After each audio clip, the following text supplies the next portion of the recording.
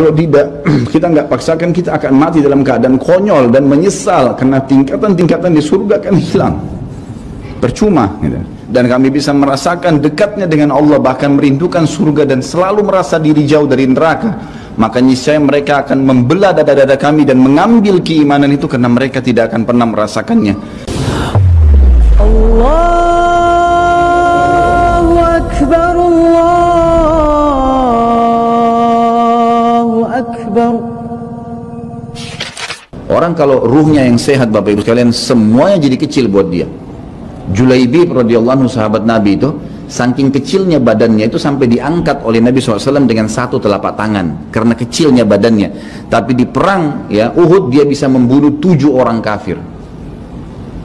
Tidak ada hubungannya dengan kecil badannya, tapi ruhnya kuat, besar. Waktu Nabi SAW balik dari perang Uhud dan terkalahkan oleh orang-orang kafir Quraisy dengan hikmah Allah Subhanahu Wa Taala, semua sahabat waktu itu mati syahid 70 orang di Uhud, sisa 630 orang bersama Nabi SAW, semuanya terluka.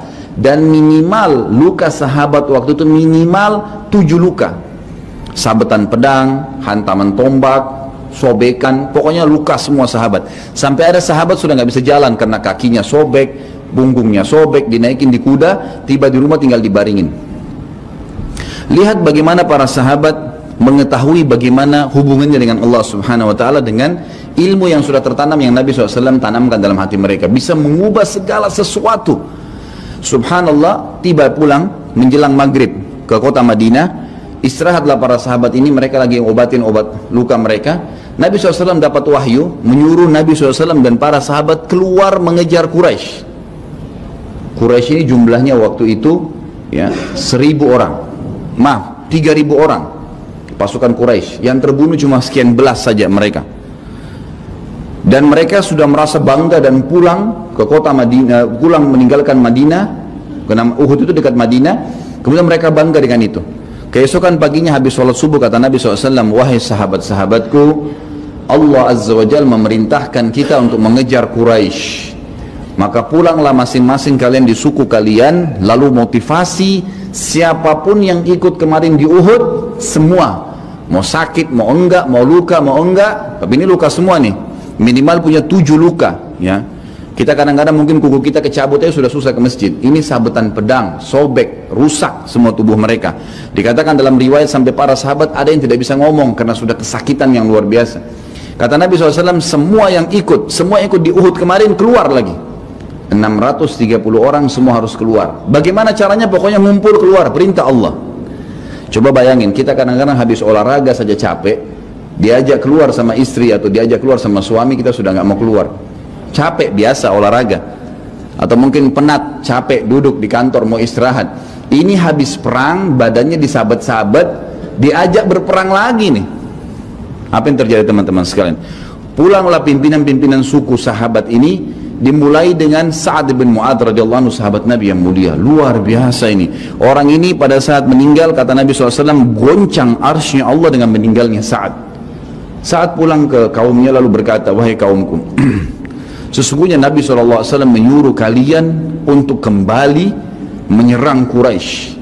Pada saat itu mereka lagi kumpul saling ngobatin luka, dan di depan mereka yang saling ngobatin luka itu adalah Usaid bin Khudair, sahabat Nabi yang mulia. Ini sahabat Nabi yang satu dari Aus ini, kalau membaca Al-Quran malaikat turun dari langit dengerin bacaannya, luar biasa. Lagi ngobatin lukanya sambil dia berkata, waktu dikatakan Nabi SAW menyuruh kalian mengejar Quraisy, kata Usaid bin Khudair lagi ngobatin lukanya, sami'na wa ata'na, kami dengar dan kami patuh, ditinggalin lukanya. Lalu seluruh suku itu saling nopang satu sama yang lain, mendatangi masjid Nabi SAW untuk ikut berperang lagi. Nggak ada satupun yang tinggal. Ada yang luar biasa, saya terus terang nangis waktu dengar kisah itu, luar biasa. 2 orang anak muda Ansar, saya setiap kenang kisah ini selalu nangis, nggak bisa tahan karena luar biasa. Anak 2 orang ini belasan tahun umurnya, dan dua-duanya nggak bisa jalan, Bapak Ibu sekalian, nggak bisa jalan. Luar biasa, sudah sobek kakinya, sobek punggungnya, bahkan dikatakan di bagian leher ada irisan, di bagian lehernya ada irisan, gitu kan. Kesakitan. Dua-dua ini diturunkan dari kuda, ditidurkan, adik kakak nih. Tapi saya tidak ingat, namanya tidak disebutkan dalam kisah, tapi ini kisah luar biasa. Dan kemarin kebetulan Imam Masjid Haram atau saya lagi umrah nyebutin kisah itu juga. Hampir satu masjid orang menangis mendengarkan kisahnya. Dia mengatakan, waktu sampai ke telinga adik kakak ini umurnya belasan tahun ya, di bawah 20 tahun. Kalau Nabi SAW memanggil seluruh yang hadir di Uhud untuk kembali berperang. Ini mereka nggak bisa jalan nih. Si kakak bilang sama adiknya, kita nggak bisa tinggal di sini nih. Rasulullah SAW sudah memanggil kita untuk menjawab panggilan Allah. Kata adiknya, bagaimana caranya kita merangkak? Bagaimana caranya kita ke sana? Nggak ada yang bisa nopang. Ini berdua lagi sakit. Mereka cuma tinggal sama ibunya. Lalu berkata si kakak, sekali saya seret kamu, sekali kamu seret saya. Mereka saling seret satu sama yang lain, Bapak Ibu sekalian, sampai di hadapan masjid Nabi SAW. Lihat bagaimana iman mereka kepada Allah Subhanahu Wa Taala, luar biasa. Dan ini tidak bisa kecuali kalau dipaksakan. Kalau tidak dipaksakan nggak bisa. Semoga Allah SWT jadikan kita orang yang selalu memaksakan diri untuk ibadah. Karena kalau tidak, kita nggak paksakan, kita akan mati dalam keadaan konyol dan menyesal, karena tingkatan-tingkatan di surga akan hilang. Percuma gitu. Baik, saya bacakan pasal kedua. Adab terhadap Allah Subhanahu Wa Taala. Seorang muslim hendaknya melihat segala sesuatu yang telah diberikan Allah kepadanya dengan tiada terhingga, yakni berupa kenikmatan yang tak terhitung. Terlindungnya dia pada saat menempel di dalam rahim ibunya, ketika berupa nutfah atau air mani, menentukan perjalanan hidupnya hingga hari bertemu dengan Rabbnya Allah Azza wa Jal.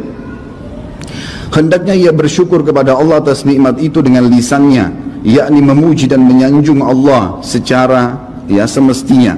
Juga bersyukur kepada Allah dengan anggota badan, dengan cara menggunakannya di dalam ketaatan kepada Allah Subhanahu Wa Taala. Karena mengingkari nikmat, tidak mengakui kelebihan yang diberikan Allah, mengingkarinya beserta kebaikannya, bukanlah termasuk adab kepada Allah. Sebagaimana Allah berfirman dalam surah An-Nahl ayat 53, A'udzubillahi minasyaitonirrajim. Wa ma bikum min ni'matin faminallah. Dan apa saja nikmat yang ada padamu, maka itu dari Allah datangnya. Dalam surah An-Nahl ayat 18 Allah berfirman, A'udzubillahi minasyaitonirrajim, wa in ta'uddu ni'matallahi la tuhsuha. Dan jika kalian menghitung-hitung nikmat Allah, maka kalian tidak akan mampu untuk menghitungnya. Begitu banyak nikmatnya Allah, Bapak Ibu sekalian. Kita berbuat maksiat, pelanggaran-pelanggaran, tapi Allah masih bisa memberikan kita oksigen gratis, cahaya masih bisa ditangkap oleh mata kita, telinga kita masih bisa menangkap suara sehingga mengetahui apa yang diinginkan oleh kita. Setelah bertahun-tahun berbuat dosa, dengan taubat kepada Allah, Allah bisa ampuni. Itu luar biasa. Nikmat Allah tidak bisa terhitung. Rugilah orang-orang yang tidak menyembah Allah Subhanahu Wa Taala. Dan kalau seandainya, kata Ibnu Taimiyah rahimahullah, orang-orang yang bermaksiat kepada Allah itu tahu bagaimana nikmatnya keimanan yang ada dalam hati kami ini, sehingga kami bisa menangis dan kami bisa merasakan dekatnya dengan Allah, bahkan merindukan surga dan selalu merasa diri jauh dari neraka, maka niscaya mereka akan membelah dada-dada kami dan mengambil keimanan itu, karena mereka tidak akan pernah merasakannya. Keimanan akan membuat makanan sederhana menjadi mewah, tidur di tempat yang biasa akan menjadi nyaman, bahkan cobaan seberat apapun menjadi kecil buat kita, karena keimanan kepada Allah Subhanahu Wa Taala. Dan itu sebuah nikmat. Itu hanya bisa dirasakan kalau kita betul-betul memaksakan diri beribadah kepada Allah Subhanahu Wa Taala.